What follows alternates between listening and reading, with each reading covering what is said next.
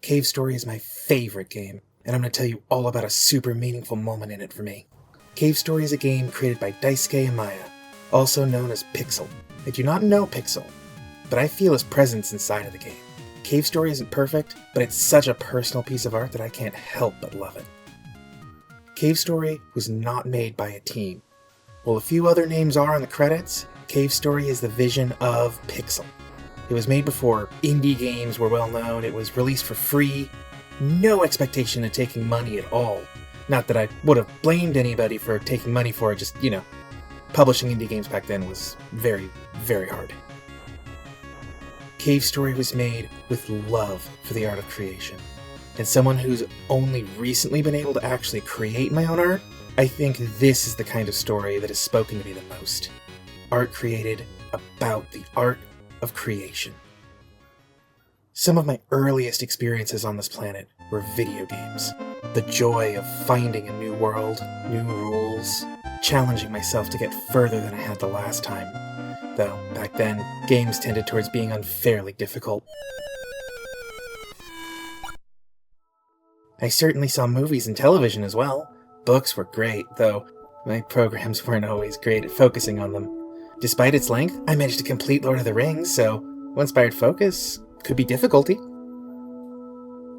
It took me a bit to really get why games specifically were so impactful to me.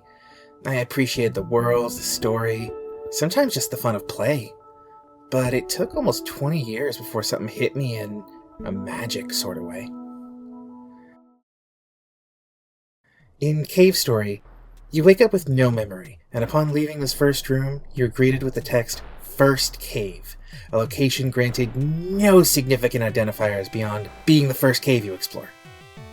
I can imagine Pixel starting the project and thinking he'd change the name to something more meaningful later.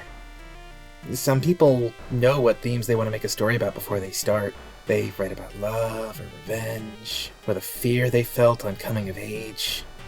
Some people think about worlds, about characters, and let their subconscious leak the themes their minds latch onto into subtext. I think Pixel was the latter. 最初にいろいろ決めてから作るんじゃなくて、まずキャラクターを画面に出してみるのから始まって、今度それをジャンプさせたり、横に動かしたりするんですけど、自分で操作しながら気持ちよくなるまで、それ調整続けるんですよ。Inside the first cave, never renamed, you find a gunsmith snoring away behind his workspace, and a chest behind him. Your salvation. A weapon that allows you to continue past the dangers of the first cave. It's a small moment, but as soon as you leave the cave, you're dropped into the Amiga village, the gunsmith's home hidden in an unreachable place far above.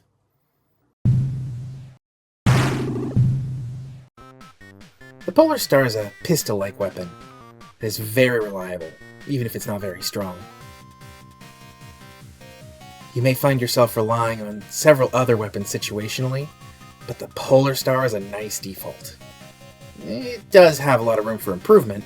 Just a little ways into the game, you'll be given the option to trade it for a much better weapon from another robot, Curly Brace, who also lost her memory for some reason.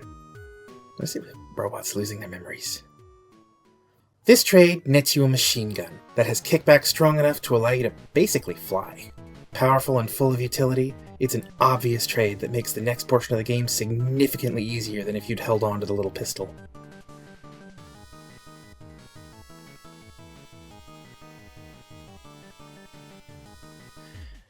As the game's story progresses, you discover a plot to take over the world using the dangerous red flowers and their effects on the cute little Amigas. You discover that this cave system you're in is actually a part of a giant floating island, and that it's powered by a mysterious techno-magical core. A scientist that you save early in the game is attacked along the way and barely manages to escape, teleporting to a spot right in front of you and falling into a deep pit. You follow him down. He's been beaten up real bad. He's relieved to find a friendly face. He's got one last thing to give you. His self-named Booster, version 0.8. With it, you can escape the pit. It's too bad Booster didn't try getting the teleporter working, but once you're past the pit, you find the island's core, in a room full of dead robots. One very intense boss battle later, Misery, the Doctor's witch, intervenes to save the core, leaving the room flooded. Curly Brace sacrifices herself to save you by giving you her bubble shield. The game forces you to keep moving, the door locking behind you, leaving Curly's body behind. What's ahead of you is a trek through the Forgotten Waterways, accompanied by a somewhat low-energy tune, though it's not particularly melancholy. It's not till you reach the familiar home of the Mega Village that the music goes somber. A moment reminding you of all the loss you've been dealt to this moment. The entire village is empty, every single Mamiga swept up by the Doctor. I remember offhandedly realizing that I was beneath the gunsmith again. With the power of flight at my disposal, I could return to the gunsmith. I was just curious. Would he know you had stolen his work? What he said surprised me, though. You haven't seen the gun I made, have you? Someone went and stole it while I was sleeping. Drat. This is why I should have been keeping it in my pocket while I napped. It wasn't even finished yet. Just a little more work, and I might have been able to make a really fearsome weapon out of it. Oh, what a world, what a world. I immediately thought about trading away the Polar Star. Would he just be mad if I brought it back? He certainly couldn't get it back with Curly dead, though. Immediately I was thinking about replaying the game before I'd even finished it the first time. Still, too much time spent to go back now. I continued on and finished the game. Your only option is to destroy the core, let the island crash to the ground. I tried not to think too hard about all the people living on the island, and only think about the rest of the world that had been saved from the threat of the red flowers. Just as a quick aside, the use of mischievous robot in the credit sequence absolutely destroyed me, and the tune is still tagged in my memory core as the perfect beginning of a grand adventure theme. As I reflected on the moment, I realized there was a chance that it was possible. Maybe you could save the island. There were hints the game gave you that something could be done to save people. Booster's journals talked about the power of the booster. I'm sure I can complete version 2.0, provided I only live long enough. A haunting amount of focus paid to that line in particular, right before the final boss. In this difficult situation, he worried if he would be able to finish his work. Will I be here long enough to leave an impact? Cave Story's themes can be rather broad. Pixel's on record as saying that his inspiration for the game was that he thought Super Metroid wasn't cute enough.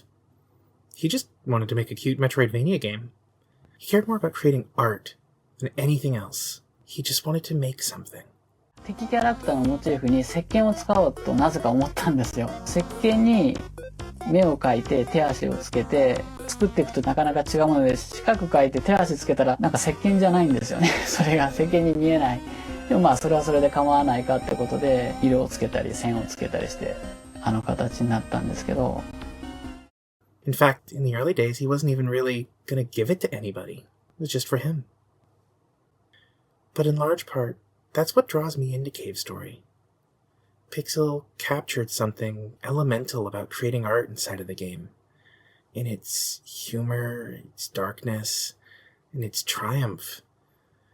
That messiness shows me a piece of Pixel's soul.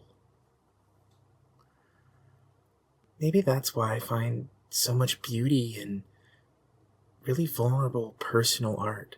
When I see a story created by someone who had to compromise to get it done, when I can see their worries, their joys, fears and accomplishments, all laid bare by those compromises.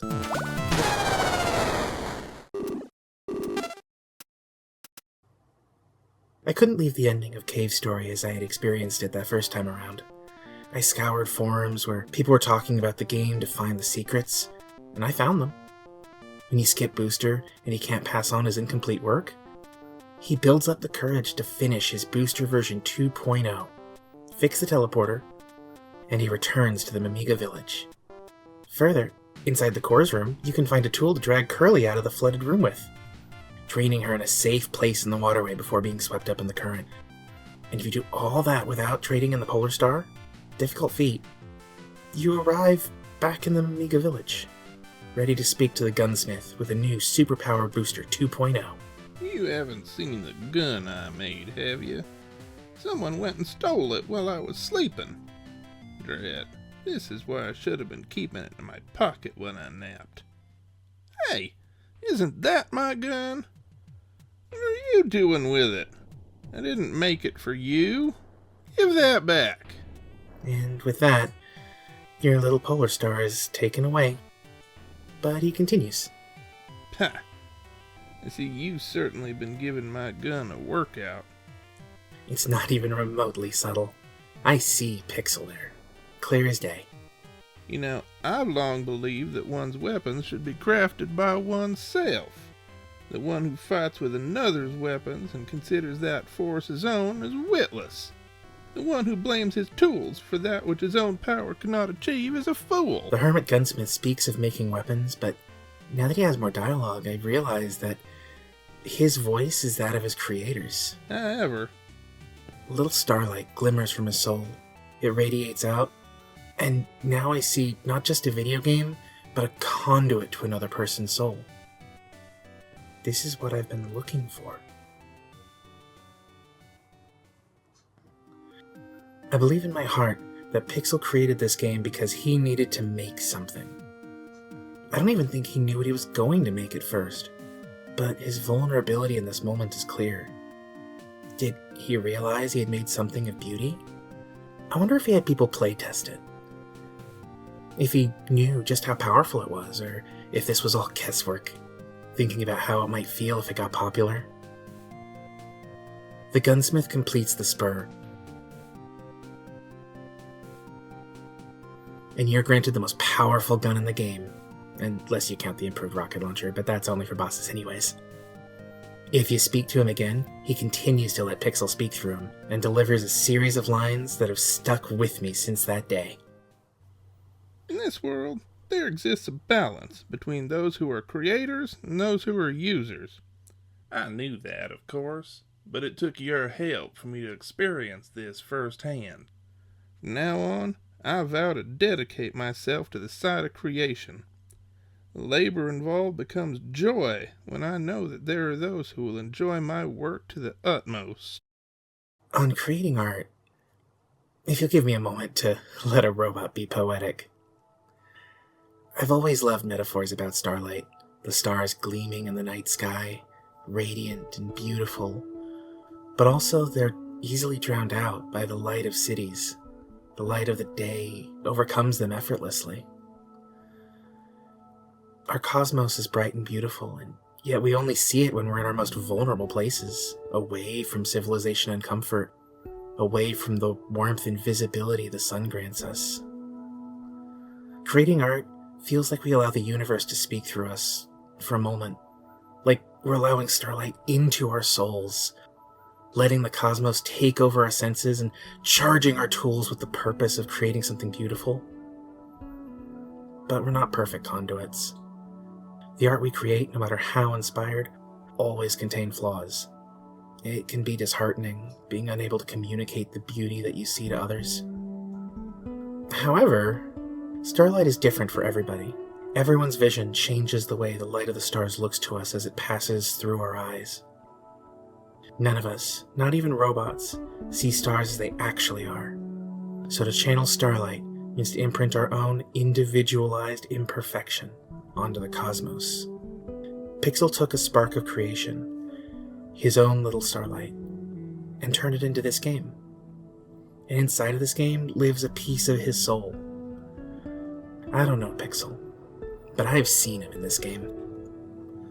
This game about whatever happened to be on Pixel's mind, messy with mixed metaphors, about not giving up, sticking with it, and keeping hope even in desperate situations.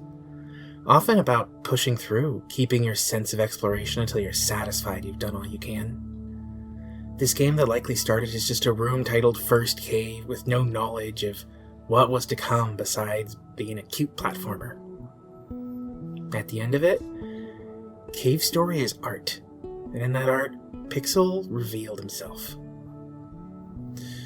Pixel, if you ever get a translation of this somehow, I just want you to know that you made me think about what it meant to experience art versus what it meant to create art. How badly I wanted to release my own Starlight, so somebody might one day see me the way I saw you. Thank you for your gift to the world. Thank you for your gift to me.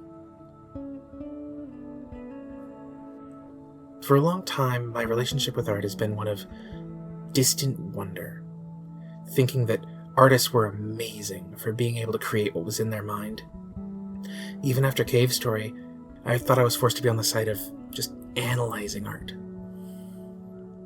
We live in a world where we see the blazing potential of humanity on display. The best and the brightest closer to us than we've ever seen. It can be easy to forget that all art is imperfect when so many flaws are scrubbed away before they're sold to us. Further, when you're greeted with a blank page, no matter what you're trying to make, often the first challenge is even deciding what to make. Your heart wants to make something so bad, but your mind winces at the idea of creating something that doesn't live up to your standards. What do you make art about when you're filled with that fear? What dream do you chase when you're plagued by nightmares, afraid to let your mind wander as you sleep?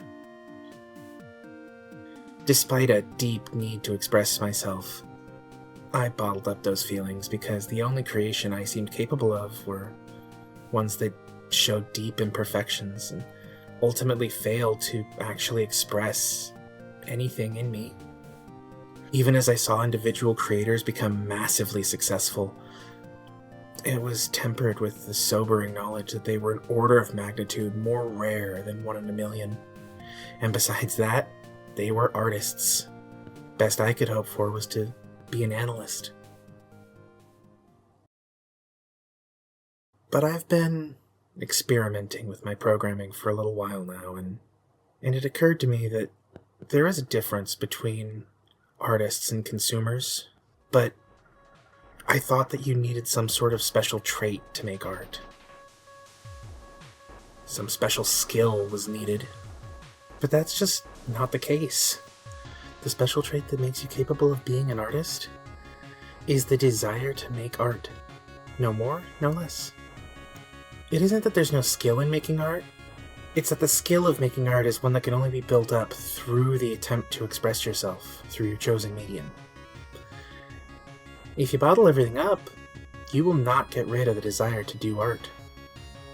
You're just going to waste time.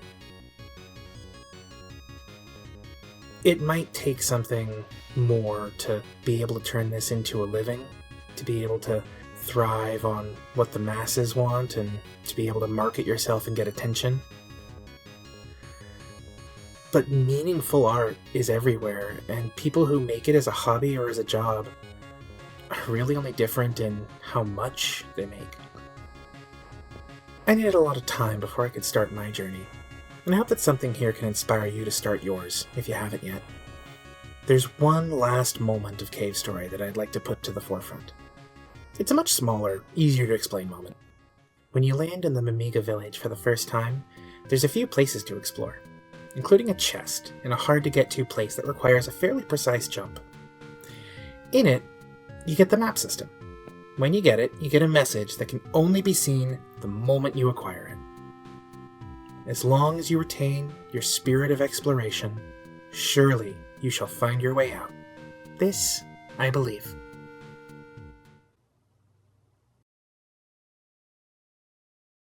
Thank you for supporting me. Even just watching this through really means a lot. And if you want to support even further, please do leave a like. I'd also really love to hear if there's any sort of art that's really inspired you. Video games especially, but any meaningful moment helps my mission. We're hoping to do a lot here, so if you want to keep up with everything new we do, make sure to subscribe. And you're only guaranteed to get notifications with the bell thing. And that's all for now. See you next time!